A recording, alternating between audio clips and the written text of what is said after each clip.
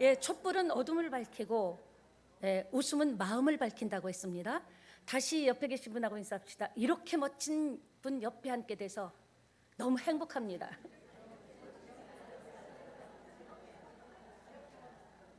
예, 오늘은 심은 대로 거둔다라는 말씀으로 말씀을 나누기로 합니다. 여러분에게 질문합니다. 좋습니다, 아니면 싫습니다. 두 가지만 하면 됩니다. 여러분, 5월이 어떨 것 같습니까? 오늘이 어떨 것 같습니까? 이번 한 주 어떨 것 같습니까? 여러분 인생이 어떨 것 같습니까? 좋습니다. 좋다. 하나님께서 함께 하시는데 나쁠 게 없죠. 여러분의 고백대로 여러분의 인생이 무지하게 좋을지어다. 여러분 말에 생명을 걸어야 돼요. 말이 너무너무 중요하죠. 입술만 지켜도 승리할 수 있습니다. 입술만 지켜도 복 받을 수 있고요. 입술만 지켜도 하나님의 자녀답게 살 수 있다라는 겁니다. 모든 것은 어디에서 옵니까? 부정적인 말, 안 되는 말, 비난의 말, 비판의 말 때문에 그 말이 부메랑같이 내가 던졌지만 다시 부메랑같이 반드시 나에게 돌아오기 때문에 복된 말, 축복의 말로 올해는 정말 행복한 한 해가 됐으면 좋겠습니다. 제가 한 번 더 선포합니다. 오늘 아주 특별히 축복을 많이 드리는데요. 오늘은 내일보다 더 좋을지어다. 일단 오늘이 좋아야 돼요. 지나간 시간보다 더 복되고 기름지고 축복이 말지어다. 그렇게 될 줄 믿습니다. 올해 어린이날이 있어서 그런지요. 다들 뵈면요. 요쪽은 한 5년, 요쪽은 한 10년 젊은 것 같아요. 가운데 줄은요. 믿음대로 될지어다. 5월은 가정의 달입니다. 여러분 기념일이라는 게 왜 있을까요? 이유를 알고 계십니까? 우리가 기념일이다, 뭐 국경일이다 하면요, 제일 먼저 찾는 게 뭡니까? 연휴인가? 아니면 또 괜히 공휴일에 낀 거 아닌가? 주일에 낀 거 아닌가?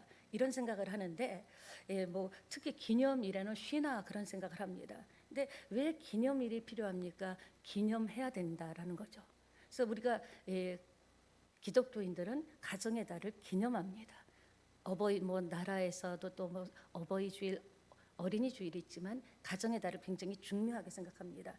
지정하는 것은 뭐해라? 기억하라는 거죠. 가정이 그만큼 중요하다라는 겁니다. 가정의 날 이제 별걸 다 기념일이 있더라고요. 국제 강아지의 날도 있더라고요. 저 깜짝 놀랐습니다. 이제 하다 기념하다가 국제 강아지의 날. 뭐 강아지를 키우시는 분은 또 두 손 들고 할지 모르지만 아직 고양이의 날은 없습니다. 저는 이런 글을 읽었던 생각이 납니다. 정말 마음이 뭉클했는데요. 저는 아직도 제 집이 없습니다. 그러나 저는 가정이 있습니다. 저는 그동안 집을 중요하게 생각해 본 적은 없습니다. 그러나 가정에 소홀히 한 적은 없습니다. 저는 내 집이 없이는 살 수 있지만 가정이 없이는 살 수 없습니다. 정말 매우 짧은 글이지만 뭔가 마음이 이렇게 뜨거워지고, 맞아. 집이 중요한 게 아니라 가정이 중요하다라는 거죠. 그 점 너무나 저는 공감했습니다. 좋은 집을, 많은 사람들은요, 좋은 집을 꾸미려고 합니다. 좀 더 쾌적한 환경, 뭐 아무래도 넓으면 좋겠죠.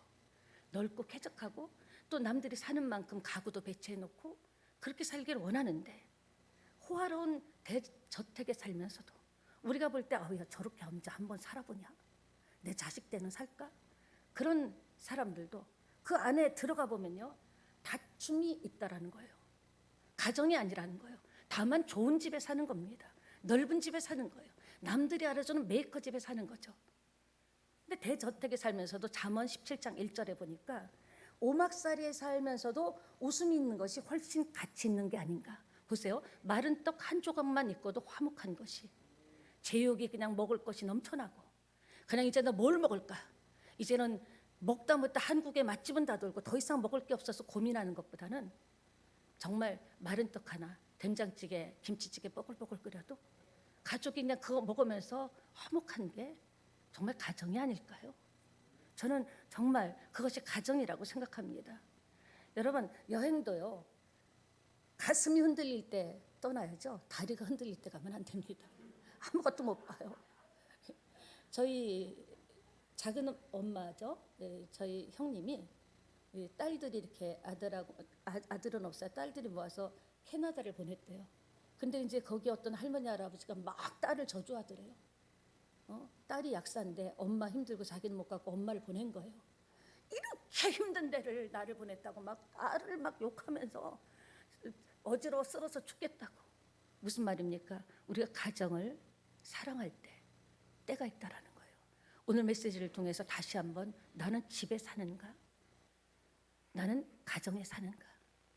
그것을 한번 생각해보는 시간 됐으면 좋겠다는 생각이 듭니다. 몇 년 전에 미국의 한 남자분이 벼룩시장에 갔는데 벼룩시장에 가서 액자가 있는 거예요. 쭉 보다가. 근데 그림은 마음에 들지 않은데 큰 액자는 아닌데 액자 틀이 너무 마음에 들어서 그래 내가 집에 있는 그림하고 뭐 바꾸면 되지. 그래서 얼마에 샀냐면요. 굉장히 싸게 샀어요. $2 주고 사갖고 와서 자기가 있는 그림 마음에 안 드는 그림을 빼고 액자가 마음에 들어서 이게 열려고 풀었는데 그 그림 뒤를 열어보니까 어떤 이렇게 접혀진 종이가 있더라는 거죠. 그래서 이게 뭔가 하고 펼쳐봤더니 미국의 독립기념선언문인 거예요.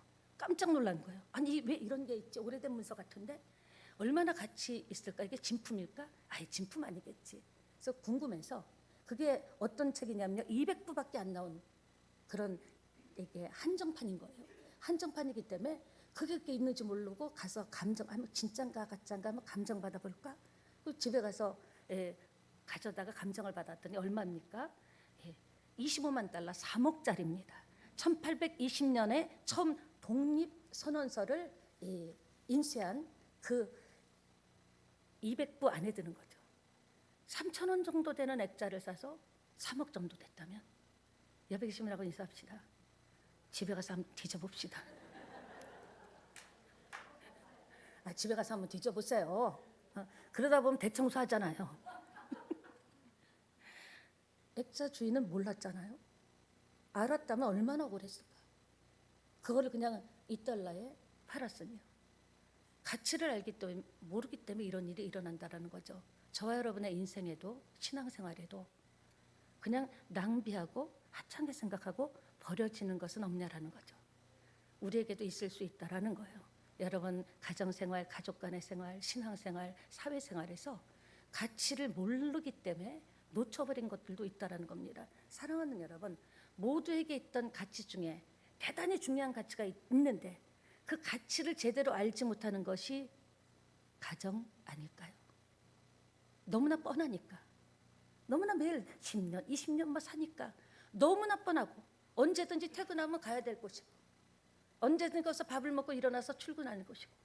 근데 정말 가정에 대한 가치를 우리가 모르고 넘어가는 수가 너무나 많다라는 겁니다. 그래서 오늘 그 이야기를 한번 나누려고 합니다. 하나님께서 천지를 창조하신 후에 다 좋았더라 했습니다. 하나님 보시기에 좋으면 된 거예요. 오늘 저와 여러분이 드리는 예배가 하나님 보시기에 좋으면 받으시는 거죠. 하나님이 받으시면 우리에게 은혜와 은총이 온다라는 거죠. 똑같은 예배를 드려도 하나님 오늘 제 예배를 받아주세요. 함께 드리지만 각자 예배가 하나님께 올라갑니다. 그러니까 오늘 예배를 드릴 때도 예배의 가치를 안다면 정말 정신 차리고 예배의 가치를 알기 때문에 정성껏 드리고 하나님 주시는 메시지, 종이 이야기하지만 하나님 주시는 말씀입니다. 그 말씀의 가치를 안다면 정말 여러분에게 길이 되고 답이 되고 복이 되리라고 저는 확신합니다. 그렇습니다, 여러분. 그러니까 좋았더라 하시는데 아담과 하와를 함께 살게 하신 후에 이 표현이 싹 달라진 거예요. 따라합니다. 심히 좋았더라. 그러니까 여러분의 가정을 하나님이 보실 때 심히 좋았더라로 지금 보고 계신다라는 거예요. 너무너무 대견하게 생각하신다라는 거죠. 그런데 웬일입니까? 하나님이 보시기에 심히 좋았다라는 가정이 실제 우리가 살면서 가정생활하면서 인생을 살면서 그렇게 놀랍게 만드신 위대한 가정이 바로 그 가정 때문에 어려움을 겪는 이들이 많다는 것은 무슨 이유일까요? 하나님이 보실 땐 축복이고 엄청난 가정의 은혜인데 실제로는 그게 느껴지지 않는 거예요. 엄청난 축복이고 우리 집을 하나님이 우리 가정을 볼 때 하나님 보시기에 좋았더라고 하나님께 말씀하시는데 실제 중요한 건 나는 그렇게 좋았더라는 감정이 별로 없는 거죠. 가정 때문에 어려움을 겪는 일들이 많은 것은 또 웬일일까요?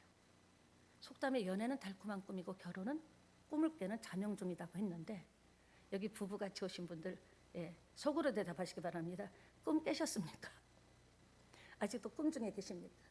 그러니까 가정에도 똑같이 적용되는 말씀입니다. 시편 128편은 하나님께서 가정에 주신 아주 축복이고 노른자 같고 알짜 같은 말씀입니다. 심히 좋았더라 하신 이유가 뭘까요? 여러분의 가정을 보고, 아담과 하와의 가정을 보고 심히 좋았더라. 하나님께서 이런 축복을 주셨다라는 겁니다. 2절 3절 한번 볼까요? 읽어보면 내가 내 손이 수고한 대로 먹을 것이다. 내가 복되고 형통하리로다. 근데 이렇게 돼야 되는데 어떤 가정은 그럽니다. 부부간에도 서로 내가 이 인간만 참으면 사회생활 못할 게 없다. 내가 저 인간만 견디면 내가 못 참을 게 없다. 남편 지는 더하겠지 하면서도요. 그러면서 부부 사이에 은혜가 쌓이는 게 아니라 내공이 쌓이는 거예요. 참는 내공, 견디는 내공, 버티는 내공, 들어도 못 듣는 내공, 이런 게 쌓이는 거죠. 그리고 내 아내는 결실한 포도나무 같으며 내 식탁에 둘러앉은 자식들은 어린 감람나무 같다고 했습니다. 5, 6절에 여호와께서 시온에서 내게 복을 주실 것이다. 하나님의 계획하심은 우리 가정 안에 말할 수 없는 축복을 주셨다라는 거예요.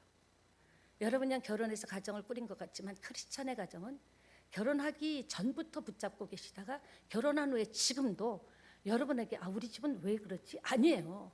하나님께 문제가 있는 것이 아니라 하나님의 약속은 지금도 유효합니다. 지금도 정확하게 지켜지고 있습니다. 어제나 오늘이나 동일하게 역사하는데, 그렇다면 문제는 뭐다? 나에게 있지 않은가, 한번 우리 가족에게 있지 않은가 돌아봐야 된다는 겁니다. 실제로 예수 믿고 변화가 되었다고 하는데 현실이 그렇지 않은 까닭은 무엇일까요? 나 예수 믿고 많이 바뀌었어. 나 예수 믿고 사람 변했어. 그런데 실제로 하나님이 복덩어리로 심히 좋았다. 아주 이렇게 좋을 수가 없다라는 거예요. 여러분 부부가 이렇게 가정생활할 때 그 모습을 보시고 가정을 보시고 너무 심히 좋아, 너무 좋아 하는데 여러분의 마음이 편하지 않은 것은 무슨 이유일까요? 여러분의 마음이 가정에 가면 모든 것을 다 내려놓고 편하게 두 다리 쭉 뻗고 자야 되는데 집에 들어가는 것이 힘든 이유는 무엇일까요? 물론 다 그런 것은 아니겠지만요. 가정의 축복을 나는 전혀 누리지 못하고 있는 이유는 무엇일까요? 하나님이 만드신 걸작품이라는 게 느껴지지 않는 이유는 또 무엇일까요? 예수 믿는 가정 안에서도 똑같이 벌어지고 있다는 거예요. 세상과 똑같이. 그러니까 우리 가정이 시편 128편 같지 않은 까닭은 무슨 이유일까? 답답한 마음을 가지고 계신 분도 있을 거예요. 나 정말 이왕 사는데 자식하고도 관계가 좋고 부부 사이에도 좋고 고부간에도 좋고 장모 장인과도 좋고 이렇게 좋게 살기를 원하는데 가족끼리 그렇게 안 되는 이유가 크리스찬임에도 불구하고 그 이유가 무엇일까요? 답답한 마음을 가지고 계신 분이 있을 겁니다. 그렇게 가정을 세워보려고 애썼는데 그렇게 집안을 한번 일으켜보려고 밤잠 자지 않고 아끼면서 열심히 살았는데 그렇게 내 자식을 한번 지켜내려고 자식만큼은 내가 받은 서름, 내가 당한 가난, 내가 당한 아픔 그런 것 물려주고 싶지 않아서 열심히 살았는데 내가 죄가 있다면 열심히 산 자밖에 없는데 남편들도 마찬가지죠. 그런데 왜 가족이 심히 보기 좋았더라가 아니라 각각 문을 쾅쾅 닫고 들어가고 단란하고 행복한 가정이 아니냐는 겁니다. 여러분 아셔야 돼요. 여러분의 결단만 갖고 되는 게 아니라는 것을 기억하시기 바랍니다. 고린도후서 5장 17절에 보면 그런즉 누구든지 그리스도 안에 있으면 새로운 피조물이라. 보라 이전 것은 지나갔으니 보라 새 것이 되었도다. 새 것이 됐는데도 우리 가정은 남편도 아내도 예수 믿고 새롭게 됐는데 우리 자식도 나 예수 믿습니다 영접했는데 그런데 새롭게 됐다고 성경은 말하는데 우리 가정은 전혀 새로워지지 않는 이유는 무엇일까요? 하나님께서 이와 같은 마음으로 기쁨으로 우리 가정을 축복하셨는데 또 이루신다고 했지만 그저 내가 예수 믿고 말씀을 믿어진다는 것만으로는 절대 이런 일이 일어나지 않는다라는 것을 믿게 되시기 바랍니다. 여러분은 가정을 위해서 어떤 노력을 하십니까? 여러분은 가족을 위해서 어떤 계획을 세우십니까? 여러분은 여러분의 가정과 가족을 위해서 어떤 꿈을 꾸고 계십니까? 이거 굉장히 중요합니다. 내가 하나님의 말씀이 믿어진 거예요. 새 것이 됐으니까 우리 가정도 새롭게 될 거야. 아멘 했지만 여러분이 노력하지 않고 희생하지 않고 생각하지 않고 기도하지 않으면 그런 가정은 이루어지지 않는다라는 겁니다. 예수 믿고 내가 말씀이 믿어졌다고 그 가정이 되는 건 아닙니다. 힘든 과정이지만 언어를 바꾸는 과정도 있어야 되고요. 지난 날을 끊어버리는 시간도 있어야 되고요. 많은 노력과 희생이 들어가야 여러분의 가정이 행복하게 되는 겁니다. 사랑하는 여러분, 1절 4절 한번 읽어볼까요? 1절 읽고 4절 한번 읽습니다. 1절 읽습니다. 예. 그러니까 하나님께서 복을 주셨다는데 무슨 복을 주셨습니까? 1절 하나님의 말씀에 순종하는 복을 주셨습니다. 그 복을 우리가 순종할 때 누리는 거예요. 내가 하나님께 순종해야 순종에 따르는 은혜와 축복과 치유와 은사가 오는 겁니다. 근데 내가 말씀을 듣고 아무리 믿어도 순종하지 않으면 순종의 복이 임하지 않죠. 두 번째, 생업의 번영의 복을 주셨습니다. 내 손이 수고한 대로 먹을 것이라 내가 복되고 형통하리로다. 생업과 번영의 은총을 주시는 복을 주셨다라는 거예요. 그러니까 여러분이 생업의 번영을 원한다면, 은총을 원한다면 이 말씀을 붙잡고 늘어져야 돼요. 내가 내 손이 수고한 대로 먹을 것이다. 그럼 내가 수고 안 하면 못 먹는 거죠. 내가 열심히 살지 않으면, 노력하지 않고 최선을 다하고 땀 흘리지 않으면 아무리 말씀이 이래도 나한테는 혜택이 올 수 없다라는 겁니다. 그러니까 내 손이 수고한 대로, 수고 많이 하면 하나님께서 심은 대로 거둔다고 했습니다. 행한 대로 하나님께서 주신다고 했어요. 그러니까 내가 수고를 작년보다는 작년보다 요새 좀 힘드네. 그러면 작년 했던 수고보다는 더 열심히 해야죠. 더 손에 수고를 해야죠. 힘든 일에 손을 담궈야죠. 그냥 예수 믿는다고, 내가 직분 받았다고, 예수 10년 믿었다고 잘 사는 것 아닙니다. 생업과 번영의 은총이 임하시기를 축원합니다. 수고하세요. 수고해야 형통하대요. 옆에 계시면 당 인사합시다. 조금만 더 수고합시다. 세 번째는요, 가정해 주시는 복입니다. 3절 4절입니다. 읽습니다. 내 집안에 있는 내 아내는 결실한 포도나무 같으며 내 식탁에 둘러앉은 자식들은 어린 감람나무 같으리로다. 여호와를 경외하는 자는 이 같은 복을 얻으리로다. 어떻게 해야 돼요? 여호와를 경외하지 않으면 이 복이 있다 없다? 없다. 근데 뒤는 잘라버리는 거예요. 그럼 앞에서 하나님께서 축복했는데 아내는 결실한 포도나무, 식탁에 앉은 자식들 어린 감람나무 같은데 쑥쑥쑥쑥 성장하는데 근데 왜 이 복이 오지 않지? 왜 그럽니까? 여호와를 경외하지 않기 때문에. 근데 그건 얘기하지 않는 거예요. 그건 깨닫지 못하고 맨날 내가 열심히 예배라는 예배는 안 빠졌는데, 심지어 내가 헌신도 하고 봉사도 하고 청소도 다 하는데, 내가 하나님이 하라는 거 다 헌신하는데 어째 이렇게 안 풀리냐? 여호와를 경외했나를 꼼꼼하게 생각하셔야 돼요. 경외가 뭡니까? 존경하고 두렵고 순복하는 거예요. 하나님을 존경하고 하나님의 말씀에 순복하고, 이해가 되든 안 하든 하나님의 말씀이면 일단 순종할 때 그것이 경외로 가서 이 축복을, 가정의 복을 받게 될 줄 믿습니다. 네 번째는 교회를 통해서 주시는 복이 있습니다. 시편 128편 5절 읽습니다. 여호와께서 시온에서 내게 복을 주실지어다. 너는 평생의 예루살렘의 번영을 보며. 평생의 예루살렘의 번영을 볼 수 있는, 교회를 통해서 하나님의 역사하시고 하나님의 일하심을 볼 수 있는 여러분과 저가 되기를 축복합니다. 마지막에 장수의 복, 평강의 복이 있습니다. 읽습니까? 내 자식의 자식을 볼지어다. 이스라엘에게 평강이 있을지로다. 자식의 자식을 보면 장수의 복을 주는 거예요.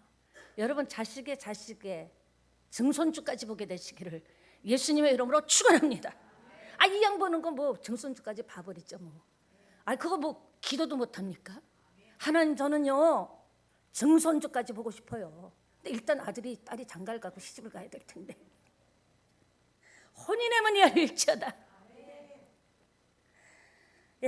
이렇게 여호와를 경외하고 말씀을 이렇게 귀하게 여기는 가정이 있는 반면에 돈을 제일, 예수 믿어도 직분 있어도 무슨 소리야, 돈이 1번이요. 돈을 제일로 여기는 가정도 있고, 세상 성공을, 야 성공만 하면 다 묻혀버려, 괜찮아, 과거는 다 기억하지 않아, 성공을 제일로 여기는 가정도 있다라는 거예요. 여러분의 가정은 어떻습니까? 여러분은 하나님을 제일 귀하게 여기십니까? 아이고 주님 그래, 아이고 아멘들은 찰떡같이 하네. 그래서 주님이 한 번씩, 주님도 우리 한국의 유행가를 참 좋아하실 때가 있을 것 같아요. 거짓말이야, 거짓말이야. 돈을 1번으로 여기는 분은 누군지 모르겠습니다. 성공, 하나님 없는 성공은 타락으로 갑니다. 여러분, 하나님께서 가장 귀하게 여김을 받는다면 여러분은 그 다음에 이렇게 힘쓰고 막 애쓰고 그러지 않아도요, 하나님을 귀하게 여기는 그 마음과 믿음으로 보시고 하나님께서 역사하실 줄 믿습니다. 예, 고린도전서 2장 12절에 우리가 세상의 영을 받지 아니하고, 여러분 저에게 다 시키면 저도 목 아픕니다. 여러분 한번 읽어주시기 바랍니다.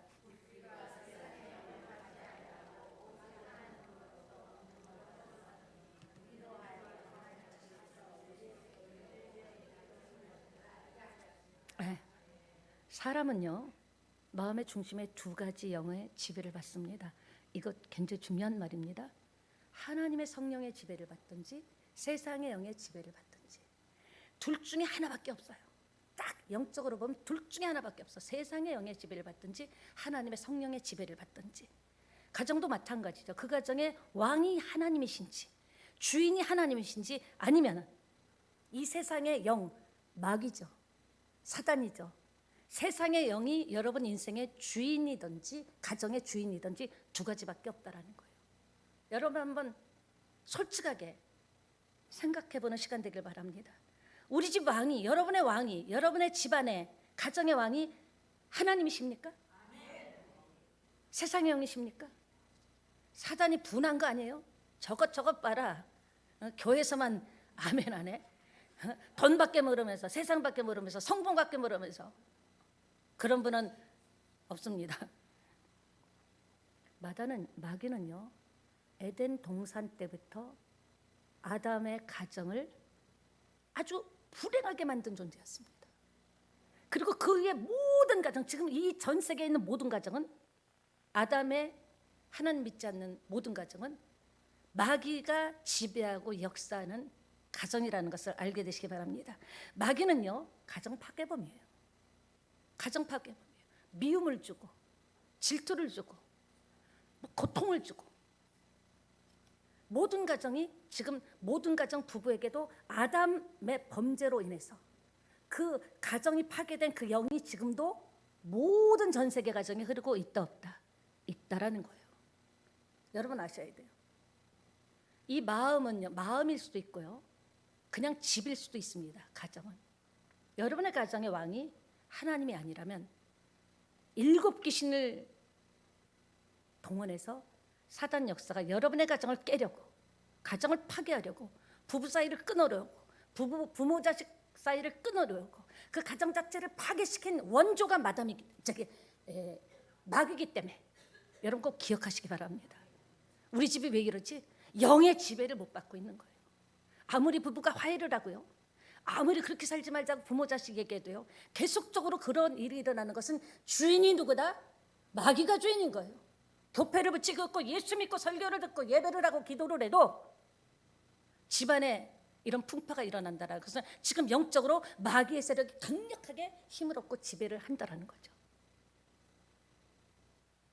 마태복음 12장 43절 45절에 여기서도 집이란 것이 사람의 마음도 비유하고, 그리고 또 마귀가 7 귀신을 들어간다고 했던 걸 꼭 기억하시기 바랍니다. 완전히 놀이터 삼아버리는 거예요.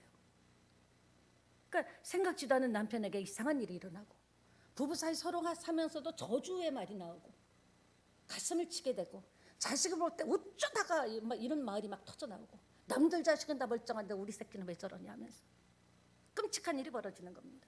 가정을 완전 파괴시키고 짓밟고 부부 사이를 이간질시키고 유혹하고 자녀가 원하지 않는 길로 가게 하고. 그러나 우리 가정의 왕이 하나님이 되신다면 어디 감히 마귀가 하나님 앞에 꼼짝하겠습니까? 그러니까 여러분이 가정에 좋은 분위기를 만든다고 뭐 인테리어도 필요하고 좋고 깨끗하면 좋죠. 그렇다고 되는 것 아니에요. 하나님이 주인이 될 때 원수마귀 사단은 여러분의 가정에 틈타지 못한다라는 겁니다. 그럼 별일이 없는데 이상하게 어느 날 가정이 좋아져요. 보면 웃어지고 보면 그냥 서로 보면 불쌍하게 보이고 아이고 나 만나서 고생한다. 그냥 짠하고 그런 생각이 드는 게 주인이 누구냐가 굉장히 중요한 겁니다. 이해가 되십니까? 네. 가정의 여러분 영적인 상태를 잘 파악하셔야 돼요. 지금 우리 부부 사이의 영적인 거 그 성질 아닙니다. 근본이 아닙니다. 마귀가 딱 잡고 있기 때문에 마음 그렇지 않은데 자꾸 아내에게 막 이상한 말이 나고 남편을 보면 짜증이 나고 그러려고 만난 거 아니잖아요. 자식 낳고 어떻게 여기까지 왔는데. 저도 그럴 때가 굉장히 많았다고 이야기했죠. 근데 영적 세계를 알고 나니까 원인이 뭔지 병도요 원인을 모르면 못 고쳐요. 그러나 원인만 알아내면요 진단만 제대로 하면 처방이 나오거든요. 그러니까 여러분 가정이 자꾸 이런 일이 있다면 그것을 자꾸 남편과 아내 사이, 부모, 자식 사이로 볼 것이 아니라 영적으로 여러분이 볼 때 역사가 일어난다는 거죠. 그러니까 여러분 가정의 영적인 지배는 지금 누가 받고 있나? 예, 갈라디아서 5장 22절 보겠습니다. 성령의 9가지 열매가 나옵니다. 갈라디아서 5장 22절. 사랑, 기쁨, 평화, 오래 참은, 자비, 양성, 온유, 충성, 절제. 여러분 가정에 이게 있냐라는 거예요. 여러분 가정에 사랑이 있냐라는 거죠. 여러분 가정에 희락, 기쁨이 있습니까? 가족끼리 모이면 여러분 서로 오래 참아줍니까? 여러분 그 보면 서로 불쌍히 여기고 아이고 나 만나서 고생한다. 아이고 우리 집에 좀 있는 집에 태어났으면 좋았을 걸. 참 없는 집에 태어나서 짠하다. 양선 정말 온유하고 충성하고 절제하는 게 여러분 가정에 있다면 여러분의 가정은 지금 성령의 지배를 받고 있는 거예요. 굉장히 중요합니다. 네, 서로 참아주고 불쌍히 여기고 그런 게 있다면 이럴 때는 여러분 감사하시기 바랍니다. 그리고 지켜내야 돼요. 사단은 그 꼴을 못 본다니까요. 우리가 크리스찬이 특히 잘 사는 꼴을 못 봅니다. 어찌하든지 영적으로 자기가 파괴하고 깨트려서 분열시키려고 하죠. 그러니까 항상 우리 가정의 영적 상태를 하나님 보여주시옵소서. 그게 아니에요. 말씀대로 성령의 열매가 나타나는 가정인가?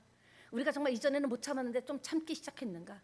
이전에는 밥상머리에서 누가 그러잖아. 밥상머리하다 밥상 엎었다고. 밥상머리에서 서로 얘기하다 밥상 엎었다고. 이제는 밥상 엎은 게 아니라 뭐라도 하나 더 먹이고 싶고 그런 마음이 있다면 성령의 지배를 받는 줄 믿습니다. 예, 그렇다면 반대로 갈라디아서 5장 19절 21절 보면 악한 영이 역사하면 우리 집안이 지금 어떻게 되는가? 갈라디아서 5장 19절 21절 보면 이거 제가 현대어 성경으로 풀어드리겠습니다. 화면 띄워주세요. 여러분 가정에 음란함이 있습니까? 더러움이 있습니까? 방탕함이 있습니까? 점치고 예수 믿고도 부적 붙이는 사람이 있습니다. 마술 행하고 원수 맺는 일이 있고 그냥 가족이 원수라는 사람도 있잖아요. 저것이 원수다. 가족이 원수다. 다툽니까? 시기합니까? 분냅니까? 분열합니까? 파당합니까? 질투합니까? 술 취합니까? 흥청망청합니까? 먹고 마시고 노름합니까? 그렇다면 여러분은 사단의 영향을 받고 있다는 거예요. 내가 하나님의 사람이지만 내가 건강해도요. 날씨가 막 비바람이 치면 영향을 받아야 안 받아요. 예, 구척 장신이라도 받습니다. 그러나 날씨가 아름답고 좋으면 어때요? 어머 너무 좋다. 마찬가지로 여러분이 힘들 때마다 우리 가정의 영적 상태를 알아야 그걸 놓고 기도할 수 있는 거예요. 모르면 무서운 거예요. 모르면 당하는 거예요. 알면 안 무서워요. 우리 집이 지금 이럴지라도 영적으로 사단의 영향을 받을지라도 내가 영적으로 알면 해결할 수 있구나. 무섭지 않는데 모르면 두렵다는 겁니다. 오늘 여러분 가정 안의 열매를 보면 여러분 가정의 영적 뿌리의 역사를 알게 될 줄 믿습니다. 그렇습니다. 여러분의 가정 영적으로 잘 분별하시기 바랍니다. 요새 왜 자꾸 싸우냐? 그걸 여러분이 영적으로 분별해야 돼요. 지금 사단의 지배를 받고 있구나. 분열의 영은 떠나갈지어다. 싸움의 영은 떠나갈지어다. 부부를 갈라놓는 악한 영은 떠나가라. 이렇게 명령을 할 때 우리 자녀를 괴롭히는, 자녀의 마음을 흔들고 자녀의 마음을 바깥으로 막 나가게 하고 자녀가 탈선하게 하는 원수마귀는 떠나갈지어다. 분별해서 기도해야죠. 무조건 우리 자녀 잘 되게 해주세요. 그것과는요, 분별의 영을 딱 받아가지고 성경대로 기도한다면 여러분의 가족과 가정은 달라질 줄 믿습니다. 믿습니까? 그렇게 되기를 예수님의 이름으로 부탁드립니다. 네, 사람들은 누구나 행복한 삶을 원하죠. 저도 행복한 삶과 행복한 목회를 했으면 좋겠는데 목회는 행복해요. 그럼 집에 가서 또 뭐가 고민인가, 뭐는 안 보일 건가 고민하지 마시고요. 의외로 사람들이 겸연쩍어요. 무슨 행복이야. 이 나이에 무슨 행복한 집이야. 그냥 별탈 없이 살면 되지. 뭐 사는 게 뭐 그렇죠 뭐. 이렇게 얘기합니다. 뭐 별것 있습니까? 도대체 행복은 어디 있을까요? 도대체 하나님 주시는 은혜와 행복과 축복은 어디 있을까요? 그러니까 우리는요, 막연하게 행복하자 하면 행복할 줄 알아요. 절대 행복하지 않아요. 잘 살아보자 절대 행복하지 않아요. 건강하자. 제가요 10년을요 걷자 그랬는데 오늘도 지금 못 걷고 있었어요. 그러니까 건강합니다. 마찬가지라는 거죠. 사람들은요, 외적인 환경이 바뀌면, 자식 잘 키우고 성공시키면 행복하다고 생각합니다. 그리고 열심히 살면 언젠가는 행복이 오겠지. 막연하게 행복을 추구하는 거예요. 구체적인 게 없는 거예요. 돈 많이 벌면 된다? 여러분, 돈 깔고도 지금 죽고 싶은 사람 많다라는 걸 아셔야 돼요. 많이 배우면 된다? 여러분, 옥스퍼드대를 나와도요 방황하고 직장도 못 다니는 사람도 많습니다. 내가 지금 돈이 없으니까, 학벌이 딸리니까, 스펙이 딸리니까, 인맥이 딸리니까, 인맥만 있으면 내가 이렇게 안 살 텐데, 아니라는 겁니다. 돈 많은데 아내랑 맨날 불화하면 누가 행복해요? 위치가 굉장히 높은데 사회적으로도 와 존경스럽다 하는데 자식이 속을 푹푹 새기면 뭐가 행복합니까? 맨날 부부가 앉아서 20원짜리 10원짜리 얘기하면 그게 무슨 행복하겠습니까? 저는요 놀랬어요. 저는 119는요 불난데만 가는 줄 알았어요. 출동을요. 119는요 부부싸움에 출동을 하는데 어느 해인가는요 1396건 출동했답니다. 와 깜짝 놀랐습니다. 행복한 삶을 살려면요 외적인 환경, 아파트 평수를 넓혔다고 행복이 넓어지는 건 아니에요. 환경은 쾌적할지 몰라도 그것도 좋은 거는요 딱 1년이에요. 1년 지나면요 똑같아요. 그리고 어딜 봐요? 또 다른 데를 보니까 좀 더 이왕이면 바다가 쫙 보이는 곳. 그게 아니라 집이 아니라 하우스가 아니라 가정, 홈이 있어야 된다는 겁니다. 여러분 꼭 기억하셔야 돼요. 평수하고 상관없습니다. 근데 이 마음의 문제는 잘 보이지 않잖아요. 그러니까 내가 무슨 마음으로 사는지 잘 모르기 때문에 해결을 못하죠. 여러분, 어떤 분은요 이런 말 했어요. 난 괜찮아.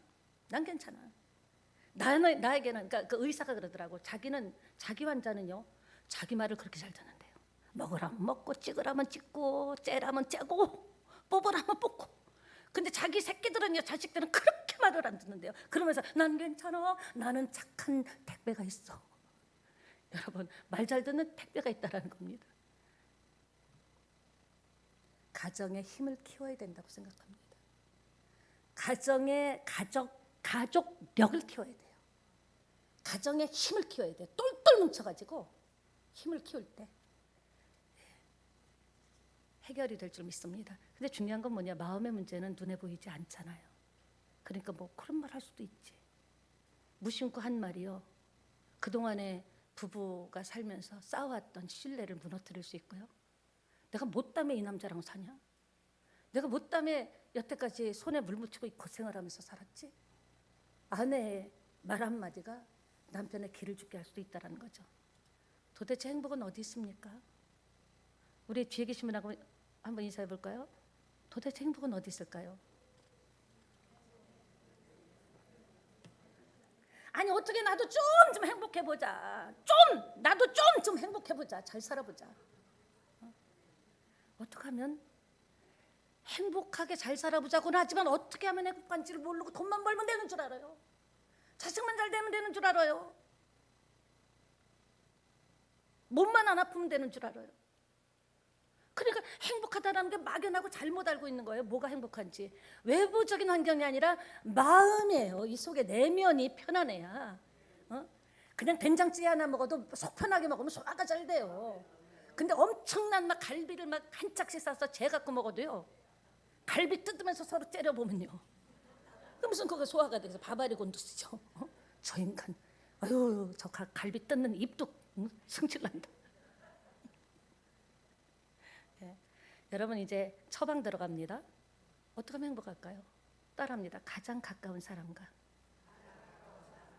잘 지내는 것이 행복한 것이다. 밖에 나가서 친구가 많으면 뭐 할 거야? 밖에 나가서 알아주면 뭐 할 거야? 가장 가까운 사람하고 잘 지내는 것이 인생을 행복하게 사는 거예요. 여러분 다른 교회 성도들하고 잘 지내봐야 무슨 상관이에요? 뭐 1년에 한 번 볼까 말까. 여러분이 매 보는 우리 새찬양교회 성도들하고 그냥 너무 좋아하는 게 잘 지내는 게 마음이 편하죠. 여러분 시험 들어보셨죠? 저 시험 들어봤잖아요. 엄청 시험 들어봤는데 그냥 어떤 사람하고 사이가 안 좋으면요 완전 내내요. 설교 하나도 안 들어옵니다. 어이구 저게 집사냐. 어이구 아멘 잘하네. 저 입 갖고 말이야 별 나한테 상처를 주고 이런다고요. 그러니까 다른 교회 성도들하고 잘 지내려고 노력하지 마세요. 상관없어요. 무엇보다 더 중요한 게 가족끼리 잘 지내야 돼요. 밖에 나가서 좋은 소리 들으면 뭐예요? 참 법 없이 사는 거. 집에 와서는 난리를 치는데 가정생활은요 좋은 집에 사는 게 전부가 아닙니다. 가족끼리 친하게 지내고 가족끼리 똘똘 뭉치고 가족끼리 한 방향과 꿈을 가지고 나갈 때 그것이 하나하나 이루어지는 것을 볼 때 행복할 수 있다라는 겁니다. 예, 가까운 사람하고 잘 지내는 게 중요해요. 여러분 가까운 사람이 누구입니까? 가까운 사람하고 잘 지내시기 바랍니다. 예, 내가 먼저 내려놔야 돼요. 예, 저는 우리 목사님하고 신혼초에 그때 예수 믿지 않을 때였거든요. 근데 옛날 외국의 영화 배우 이름을 하다가요. 제가 그 각서까지 받았어요. 틀리면 어떡할래? 10,000원 줘라. 맞으면 어떡할래? 그래가지고요. 그것 때문에 성질이 나가지고 딱 보는데 너무 좋게 제가 맞았어요. 그때 난리를 친 거예요. 제가 봐라 맞지 않았냐. 얼마나 승질을 냈는지 몰라요. 그게 뭐가 행복해요? 맞으면 어떠고 틀리면 어때요? 그게 무슨 나라에서 무슨 연금을 주는 것도 아니고 부부 사이에도요. 그래서 배운 게 있어요. 저는 웬만해서 딱 이 성경적이지 않으면 지적 안 합니다. 이렇게 하면 좋을 텐데요. 왜? 나도 틀릴 수가 있거든요. 목사라고 만물 박사입니까? 나도 모르면 모른다 그래. 아는 척 안 해요. 어머 나 그거 좀 집사님 그 부분은 제가 좀 한번 연구해 보고요. 더 성경을 보고 얘기해 줄게요.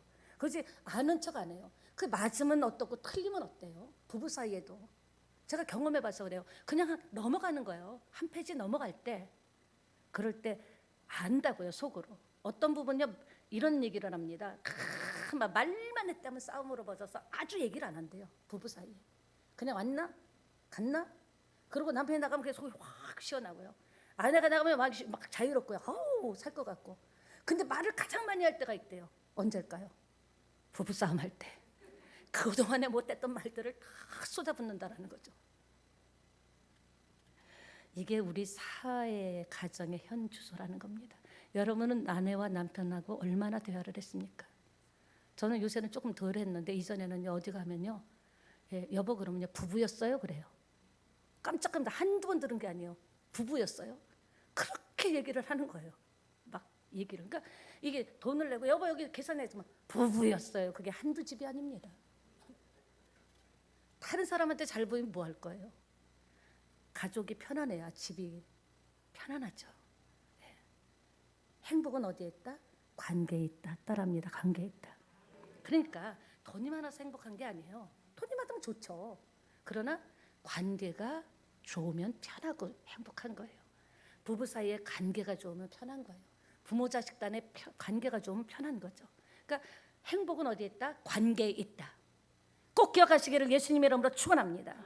네, 아담과 하와의 범죄로 깨진 가정, 파괴된 가정, 이 가정과 관계를 회복시켜 주시려고 예수 그리스도께서 이 땅에서 오셔서 십자가에 피 흘려 죽음으로 말미암아 깨진 관계, 끊어진 관계를 해결해 주셨다라는 것을 여러분 기억하시기 바랍니다. 예, 원래 창조했던 하나님의 세계가 가정이 완전 회복된 거예요.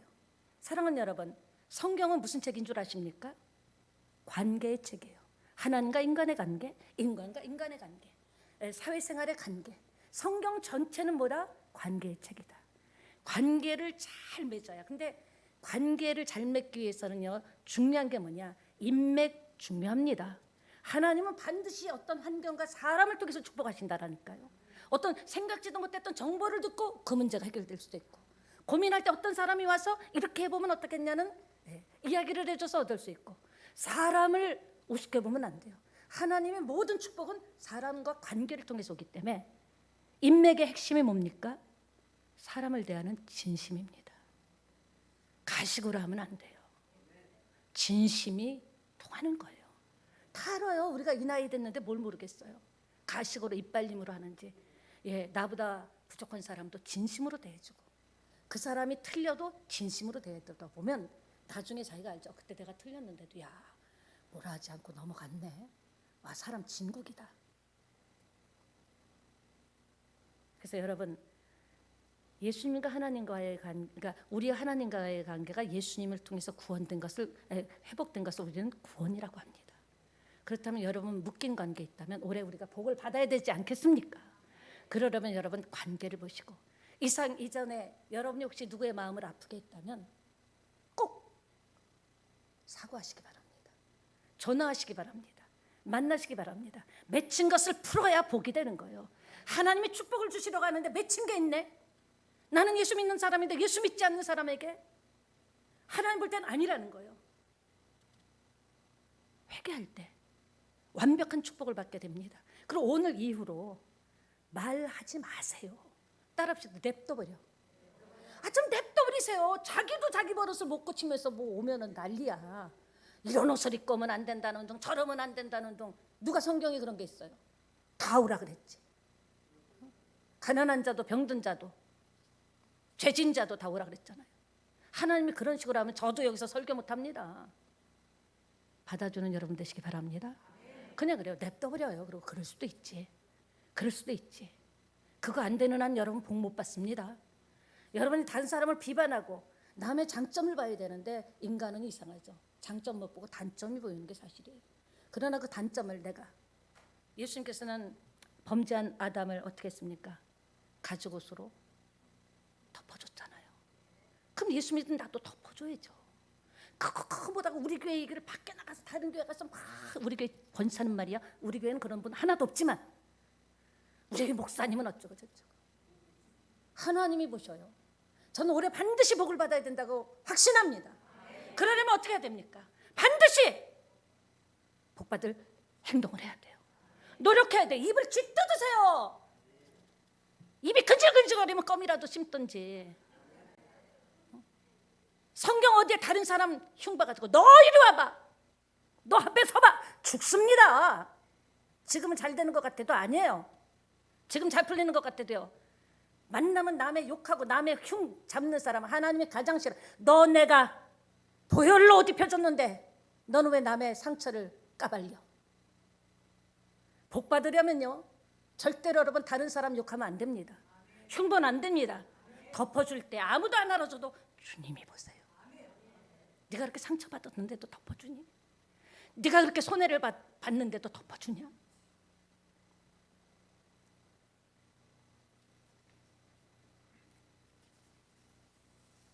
여러분 가정이 얼마나 중요하면 예수님께서 첫 기적을 가나 혼인잔치에서 베푸셨다라는 것. 그만큼 하나님이 가정을 사랑하시고 참 좋았더라 했습니다. 관계입니다.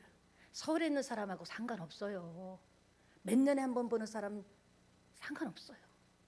매일 보는 사람하고 갖고 와야 돼. 직장에서 행복하려면요, 내가 죽으면 돼요. 그 사람 때문에 열받을 필요가 뭐가 있습니까? 내가 죽어버리면 돼. 왜? 나는 예수 믿는 사람이니까. 죽으면 산다고 했으니까. 난 성경을 믿으니까. 이대로 죽을 수는 없으니까. 매일 싫은 사람 보려니 얼마나 스트레스 받습니까? 내가 죽어버리면 되는 거예요. 그러면 성경대로 살 줄 믿습니다. 매일 보는 직장 생활에서 매일 보는 사람과 친해야 돼요. 관계가 좋으면요, 직장 생활하는 거 일이 안 힘들어요. 사실은 마음이 힘든 거거든요. 내가 죽어지는 거예요.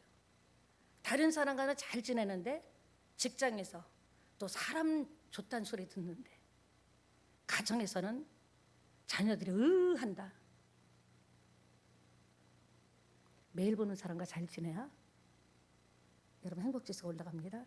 여러분이 저와 잘 지낼 때 행복한 신앙생활을 할 수 있는 거예요.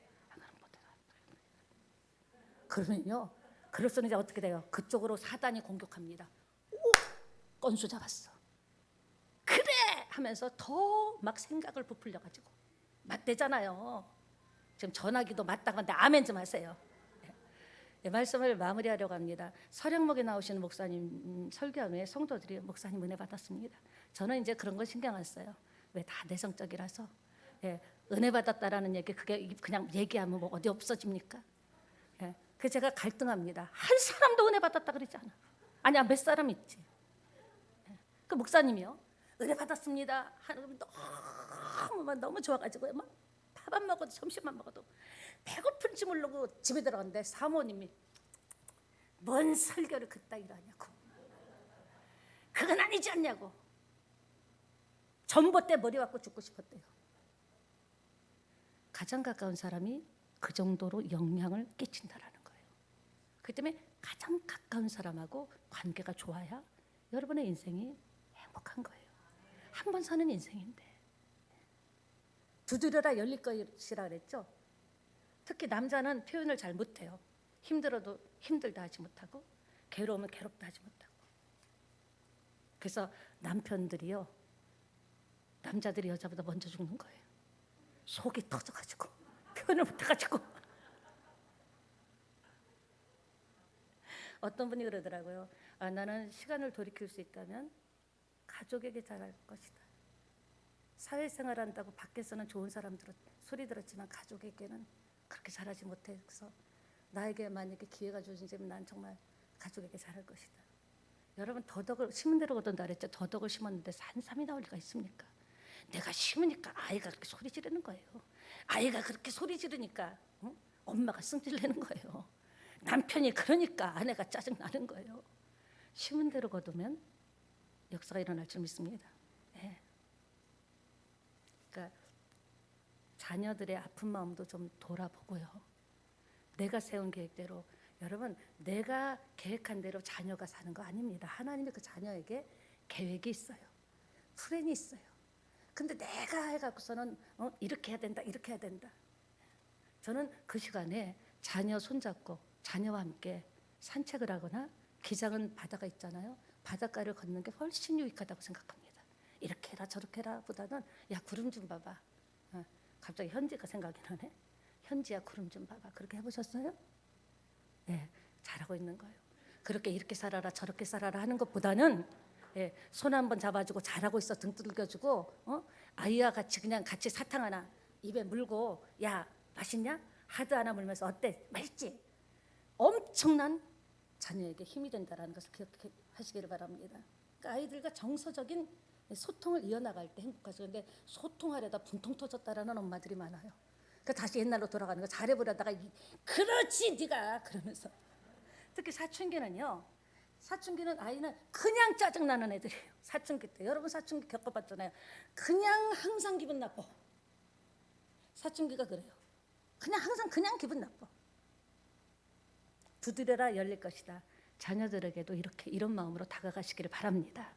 경계심이 강한 사춘기 자녀들은요, 마음 열기까지 최소 1년, 최장 3년까지 걸린답니다. 마음을 안 열죠. 늘 짜증나고 늘 기분 나쁘니까. 그럴 때 여러분이 뭘 해라 방향을 정해주는 것보다도 그냥 아무 말 안 하고도 등 한번 두들겨주고 뭐 산책을 하든지, 그렇다면 열리게 될 줄 믿습니다. 불길이 너무 강하면 고구마는 익지 않아요. 그러니까 그러니까 너무 강하게 하지 마시고 부드럽게 하시기 바랍니다. 그리고 특별히 제가 중년 남자가 화병이 있다는 걸 아십니까? 우리 집사님들도 화병이 있을 수가 있어요. 왜냐? 남성의 갱년기가 오잖아요. 그리고 아내의 가시돋친 말, 자녀의 무시. 이게 내가 그래도 열심히 살았는데 왜 이런 무시를 당하지? 아내는 왜 가시돋친 말을 하지? 그래서 화병이 생긴다라는 겁니다. 그러니까 남편도 아내에게 이 한마디만 내주면 좋을 것 같아요. 남자들만 따라합시다. 당신의 봄날을 지켜주지 못해서 미안하다. 한번 다시 할까요? 오늘 식사하시고 가면서 당신의 봄날을 지켜주지 못해서 미안하다. 이렇게 말하신다면 역사가 일어날 줄 믿습니다. 자식 볼 때 견적이 나오지 않아도요. 진도가 안 나가도 끝장났다 하지 마세요. 왜? 하나님으로서는 안 될 게 없어요. 내가 한다고 되는 게 절대 아니더라고.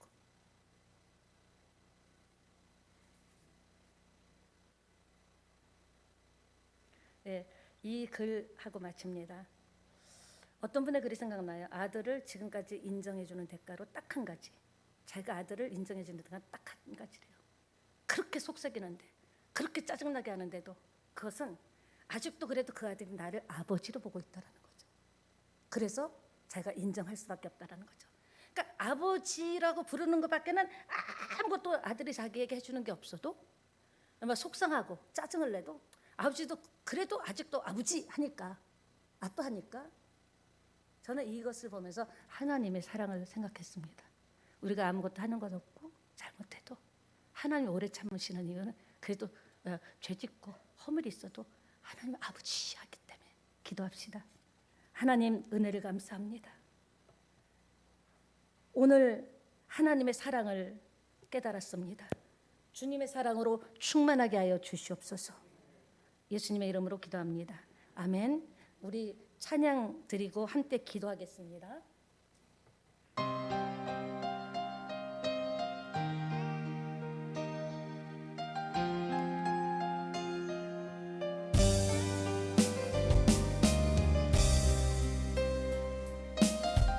우리도 먼저 가신 어머니 아버지 부르면 눈물 나잖아요.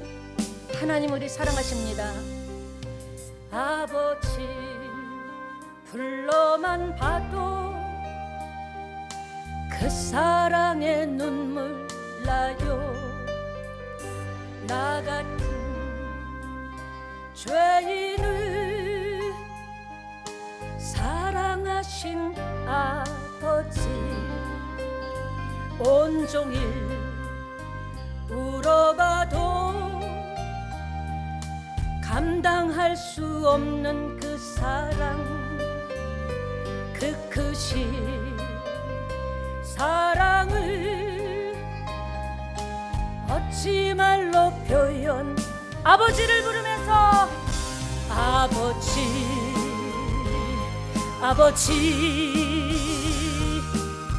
내 영혼 깊은 곳에서 불러보는 내 아버지, 나의 아버지.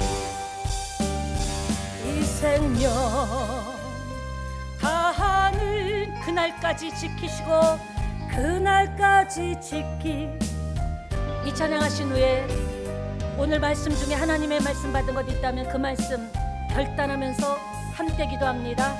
인도하실 아버지. 주의 청하고 기도합니다. 주여 아버지 은혜를 감사합니다. 하나님 때로는 믿음이 부족한 저희 아버지, 나도 나를 어찌할지 모를 때가 너무나 많습니다. 하나님 기도하고 싶은데도 정말 하나님 아버지께 간절히 기도하고 싶은데 아버지요 내 걱정 근심이 나의 발목을 잡아 기도하지 못하고 있습니다. 요 하나님 알 수 없는 두려움이 있습니다. 하나님